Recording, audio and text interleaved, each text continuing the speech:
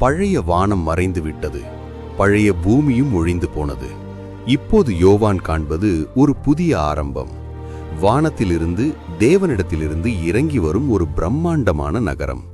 ஒரு மணவாட்டியைப் போல அலங்கரிக்கப்பட்ட அந்த நகரத்தின் பெயர் புதிய எருசலேம்.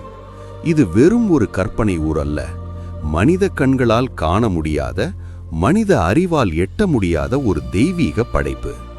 இந்த நகரத்தின் ரகசியங்கள் என்ன? இதன் பிரம்மாண்டம் எவ்வளவு பெரியது? வாருங்கள், அந்த பொன் நகரத்திற்குள் ஒரு பயணம் போவோம். இந்த நகரத்தின் வடிவம் ஒரு சதுரம். இதன் நீளம், அகலம், உயரம் அனைத்தும் சமம்.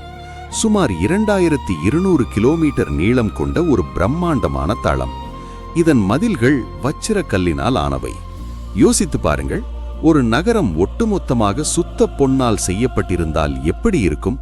அந்த பொன் தெளிவான ஸ்படிகம் போல பிரகாசிக்கும். இதன் அஸ்திவாரங்கள் சாதாரணமானவை அல்ல.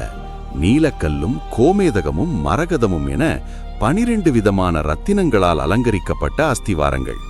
இந்த நகரத்தின் 12 வாசல்களும் 12 முத்துக்களால் ஆனவை.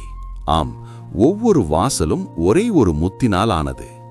புதிய எருசலேமில் சூரியன் கிடையாது, சந்திரன் கிடையாது. ஏன்? அங்கே விளக்கும் தேவையில்லை. ஏனென்றால் சர்வ வல்லமையுள்ள தேவனுடைய மகிமையே அந்த நகரத்தின் வெளிச்சம். அந்த பிரகாசத்திற்கு முன்னால் சூரியனின் ஒளி ஒன்றுமே இல்லை.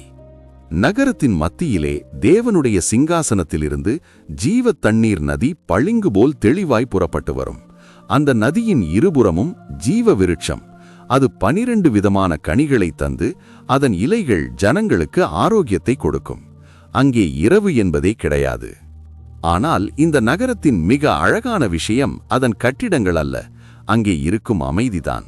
அங்கே இனி மரணமில்லை, துக்கமில்லை, அழுகையும் வேதனையும் அங்கே நுழைய முடியாது. தேவன் தாமே அங்கிருக்கும் மக்களின் கண்ணீர் யாவையும் துடைப்பார். பாவமும் தீட்டும் பொய்யும் அந்த பரிசுத்த நகரத்திற்குள் ஒருபோதும் வராது. அங்கே இருப்பவர்கள் முகம் முகமாக தேவனை தரிசிப்பார்கள். அவருடைய நாமம் அவர்கள் நெற்றிகளில் இருக்கும். அதுதான் விசுவாசிகளுக்கு கொடுக்கப்பட்ட மாபெரும் வாக்குத்தத்தம். பூமியின் நகரங்கள் அழியலாம், சாம்ராஜ்யங்கள் சரிந்து போகலாம். ஆனால் அழியாத ஒரு நித்திய நகரம் உங்களுக்காகவும் எனக்காகவும் காத்து கொண்டிருக்கிறது. அந்த புதிய எருசலேமில் நுழைய நீங்கள் ஆயத்தமா? இந்த வீடியோ உங்களுக்கு பிடித்திருந்தால் லைக் செய்து பகிருங்கள். அடுத்த வீடியோவில் வெள்ளை சிங்காசன தீர்ப்பு பற்றி பார்ப்போம். அதுவரை இணைந்திருங்கள்.